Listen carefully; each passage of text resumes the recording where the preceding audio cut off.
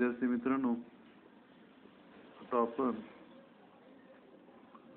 आपल्या पेपर क्रमांक 3 म्हणजेच केसी या विषयाअंतर्गत आपल्या शेवटच्या प्रकरणाला सुरुवात करणार आहोत. प्रकरणाचा क्रमांक आहे 14. प्रकरणाचं नाव आहे प्रक्रिया उद्योगातील टाकाऊ पदार्थांचा वापर. तर यामध्ये आपण जे मुख्य मुद्दे पाहणार आहोत त्याबद्दल मी थोडक्यात सांगतोय. पहिल्यांदा प्रकरणाची प्रस्तावना पाहू, त्यानंतर उपपदार्थ म्हणजे काय त्याची व्याख्या अभ्यासू. या टाकाऊ पदार्थांचा वापर करण्याची म्हणजे उपपदार्थ बनवण्याची गरज काय आहे हे समजून घेऊ. उपपदार्थ किंवा उपउत्पादने जी व्यावसायिक पातळीवर बनवली जातात त्याबद्दलची माहिती. काही फळं आणि काही भाज्यांची घेऊन या प्रकरणाला आणि एकूणच आपल्या अभ्यासक्रमाला आपण विराम देऊ. सर्वप्रथम या प्रकरणाची प्रस्तावना. तर जेव्हा आपण एखादा फळ आधारित, भाजीपाला आधारित प्रक्रिया उद्योग विचारात घेतो, उदाहरणार्थ जॅम तयार करणं आंब्यापासून, कवटापासून अगर पेरूपासून जेली बनवणं, अगर फुलकोबी वाळवून त्याचे तुकडे साठवणं, पानकोबी वाळवणं, भेंडी वाळवणं किंवा लिंबूपासून सरबत बनवणं, स्क्वॅश बनवणं, कॉर्डियल बनवणं. तर असे पदार्थ आपण जेव्हा बनवतो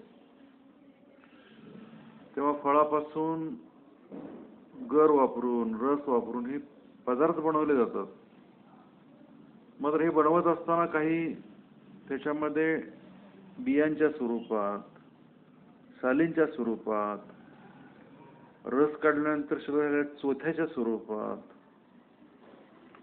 किंवा सुरुवातीलाच अति पिकल्यामुळं अगर अति कच्चे असल्यामुळे जे बाजूला काढलेले फळ आहे त्याच्या स्वरूपात बराचसा टाकाऊ भाग तयार होत असतो.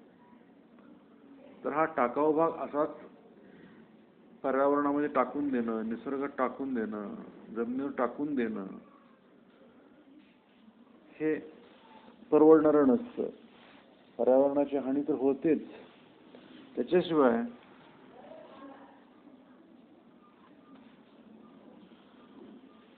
यातून काही पैसे मिळण्याची जी संधी असते ती सुद्धा वाया जाते. तर याबद्दलची सगळी माहिती आपण या ठिकाणी आता घेऊ. व्याख्या.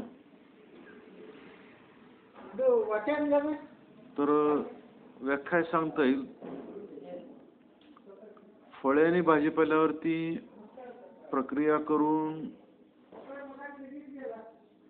मुख्य पदार्थाची निर्मिती होत असताना जो टाकाऊ भाग शिल्लक राहतो त्यावरती पुन्हा प्रक्रिया करून जे पदार्थ बनवले जातात त्यांना उप उत्पादने असं म्हणतात. आपल्या भागामध्ये आंब्यावरती प्रक्रिया करणारे प्रकल्प, संत्र्यावरती प्रक्रिया करणारे प्रकल्प, द्राक्षावरती प्रक्रिया करणारे प्रकल्प कमी आहेत. मात्र आपल्या भागामध्ये साखर कारखाने भरपूर आहेत. त्यामुळे या ठिकाणी मी उपपदार्थ म्हणजे काय समजण्यासाठी मी उदाहरण साखर कारखान्याचं देतोय.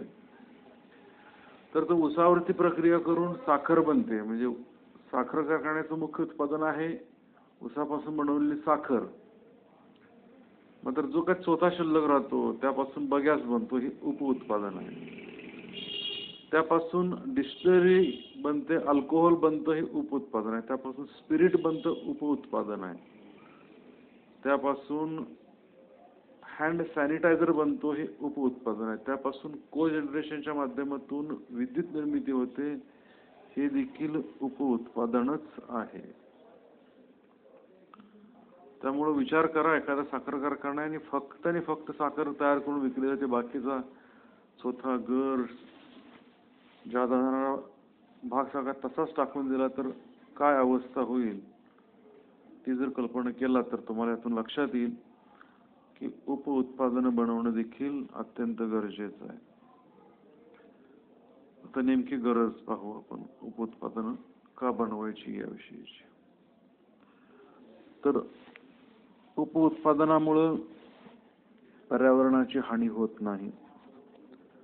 वाया जाणाऱ्या भागापासून जनतेची गरज पूर्ण होण्यासारखे पदार्थ बनतात. रोजगाराची संधी निर्माण होते. या पदार्थांची निर्यात होऊ शकते. आता